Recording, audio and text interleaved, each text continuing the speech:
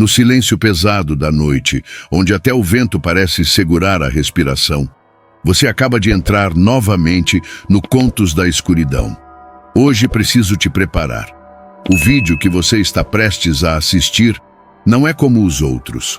Nos últimos dias, nossa caixa de relatos simplesmente explodiu com mensagens de assinantes descrevendo experiências que, sinceramente, desafiam qualquer explicação lógica. E ao invés de contar apenas uma, decidi reunir as histórias mais perturbadoras em um único episódio. Aquelas que deixam marcas, aquelas que fazem você olhar 2 vezes para trás antes de apagar a luz. Então se ajeite, respire fundo e venha comigo, porque o que você vai ouvir agora não deveria ter acontecido, mas aconteceu. E eles juram que é real. Antes de continuarmos, preciso deixar algo claro. Para proteger a identidade dos inscritos, todos os nomes que você vai ouvir aqui serão completamente fictícios. Mas os acontecimentos, esses são reais demais. O primeiro relato da noite veio por e-mail, escrito com tanto detalhe que parecia carregar o peso de algo que ainda não terminou. Ele foi enviado por alguém que chamaremos aqui de Ravi, um homem que decidiu romper anos de silêncio para contar o que viveu quando tinha apenas 14 anos. Naquela época, sua família morava dentro do complexo industrial onde o pai trabalhava como gerente. Um lugar enorme, cheio de corredores vazios, andares antigos e histórias que nunca deveriam ter sido contadas. Era para ser só uma fase comum da infância, mas a casa onde viviam guardava algo que não dormia. Ravi conta que sempre sentia um frio estranho na rua que levava até a escola, como se alguém estivesse caminhando ao lado dele sem nunca ser visto. A avó, que sempre o acompanhava, nunca comentava nada, mas estava cada dia mais tensa, como se esperasse por algo que só ela sabia nomear. Tudo piorou num domingo. A avó estava sentada no sofá do apartamento, no 3º andar. Atrás dela, vários pássaros se acumulavam na janela, observando em completo silêncio. Ravi sentiu uma mão invisível puxando seu olhar para um deles. E o que aconteceu depois não tinha explicação possível. Segundo ele, um dos pássaros simplesmente caiu, morto, dentro da mão da avó, como se tivesse sido entregue a ela por algo que ninguém podia ver. E o pior, não era um pássaro comum. Era disforme, frio como gelo e parecia mover levemente mesmo sem vida. A avó congelou. A mão tremia e naquele instante Ravi entendeu. Aquilo não era normal, não era deste mundo. Dias depois, a coisa começou a tocar a irmã dele. A menina era pequena, frágil, mas por algum motivo estava voltando para casa com cortes profundos, como se tivesse sido atacada por uma lâmina que ninguém encontrou. O pai, desesperado, começou a achar que Ravi tinha machucado a própria irmã, mas ele jurava que não era capaz daquilo. E quando procuraram pela casa inteira, tentando encontrar qualquer objeto que explicasse os ferimentos, descobriram algo pior. Não havia arma, não havia ferramenta, não havia nada. Era como se os cortes viessem do vazio. A situação só desceu mais fundo para a escuridão quando o professor particular da irmã apareceu certo dia. Ficou pálido ao entrar no quarto e saiu dizendo que algo ali estava errado. Muito errado. Ele não quis explicar, não quis detalhar, mas nunca mais voltou. Depois desse dia, as coisas na casa começaram a se partir. Sombras passaram a atravessar portas fechadas, objetos surgiam quebrados e a sensação de estar sendo observado se tornava quase insuportável.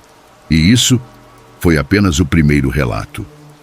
O segundo relato da noite veio por mensagem direta, escrita de forma desesperada, como se a pessoa tivesse decidido contar a história apenas porque já não conseguia mais guardar aquilo dentro de si. Para preservar sua identidade, vamos chamá-la de Marina.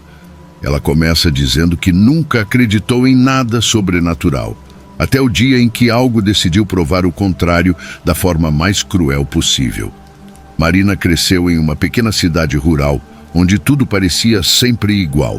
As mesmas casas antigas, as mesmas ruas de terra, o mesmo silêncio profundo depois das 22 horas. Mas havia um lugar que todo mundo evitava: a casa abandonada no fim da estrada. Durante anos, ninguém ousou entrar lá. Até que em 2017, Marina e duas amigas decidiram desafiar a lenda local e explorar o lugar durante as férias escolares. Elas só queriam se divertir, mas acabaram trazendo algo de volta. Logo na entrada, Marina descreve ter sentido um cheiro de madeira úmida misturado com algo que lembrava ferro, quase como sangue velho.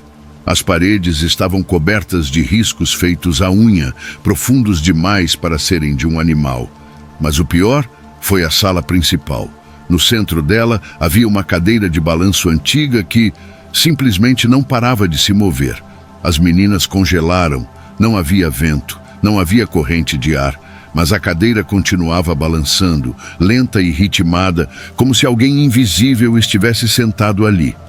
Marina conta que antes que pudessem fugir, uma das amigas, Júlia, começou a olhar fixamente para um canto escuro da sala.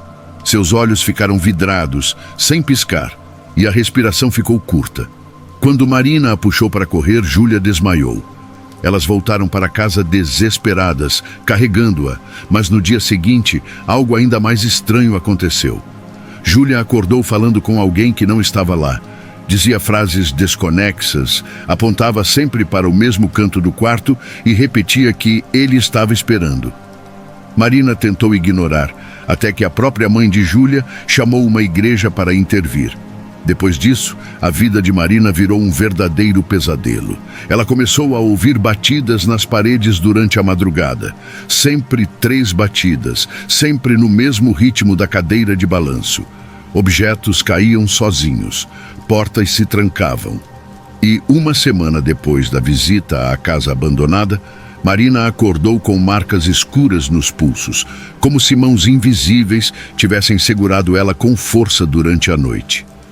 O ápice do relato veio quando ela escreveu a frase final: "Eu acho que ele veio comigo."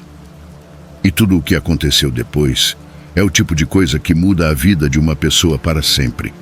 O terceiro e último relato da noite veio de alguém que pediu para não ter o nome revelado de forma alguma. Então vamos chamá-lo simplesmente de Eduardo. Diferente dos outros inscritos, Eduardo não enviou um texto longo.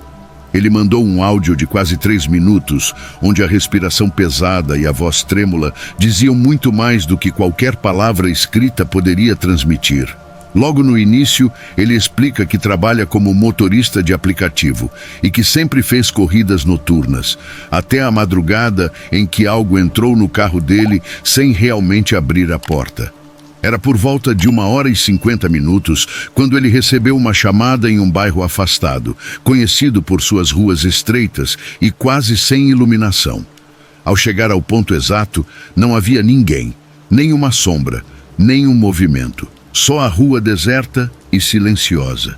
Eduardo ia cancelar a corrida quando o banco traseiro afundou sozinho, como se alguém muito pesado tivesse acabado de sentar ali.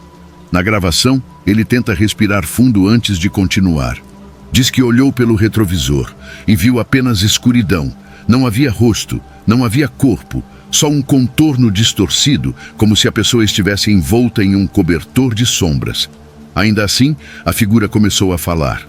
A voz era baixa, arrastada e disse apenas: "Segue, eu te mostro o caminho." Contra o próprio instinto, Eduardo começou a dirigir. A figura dava instruções curtas, sempre apontando para ruas cada vez mais estreitas, mais escuras, mais distantes. Depois de alguns minutos, ele percebeu que estava entrando em um bairro que não existia. As casas não tinham portas. Não tinham janelas, pareciam apenas cascas vazias, como se tivessem sido abandonadas antes mesmo de serem construídas. A cada curva, o ar ficava mais denso, mais gelado, mais difícil de respirar. Segundo Eduardo, a presença no banco traseiro começou a ficar inquieta. As sombras pareciam se mover, tremer, se contorcer. E de repente a voz atrás dele murmurou: "Não devia ter vindo." Nesse momento, algo puxou seu retrovisor para baixo, apontando para o banco traseiro. Eduardo se recusa a descrever o que viu. Ele apenas diz, com a voz falhando no áudio, que aquilo não tinha formato humano e que quando piscou, a coisa simplesmente desapareceu. O carro apagou na mesma hora, todas as luzes, todo o som. Eduardo ficou preso na escuridão total por quase 10 minutos, até o motor religar sozinho, sem que ele tocasse na chave. E quando finalmente conseguiu dirigir de volta para a cidade, percebeu algo ainda mais perturbador. O endereço da corrida nunca existiu no sistema. Era como se aquela chamada tivesse sido feita por alguém, ou algo, que não deveria ter acesso a nada deste mundo. Antes de encerrar o áudio, Eduardo deixou um último aviso. Se um dia você estiver dirigindo sozinho e sentir o banco traseiro afundar, não olhe pelo retrovisor. Agora que você ouviu os 3 relatos, eu preciso te perguntar, qual deles foi o mais perturbador para você? Comenta aqui embaixo e me diz qual história mexeu mais com a sua cabeça. E se você já viveu algo parecido. E se você tiver coragem, se inscreva no Contos da Escuridão, porque isso aqui foi só o começo. Tem histórias chegando que fazem essas 3 parecerem brincadeira. Nos vemos no próximo vídeo, se a escuridão permitir.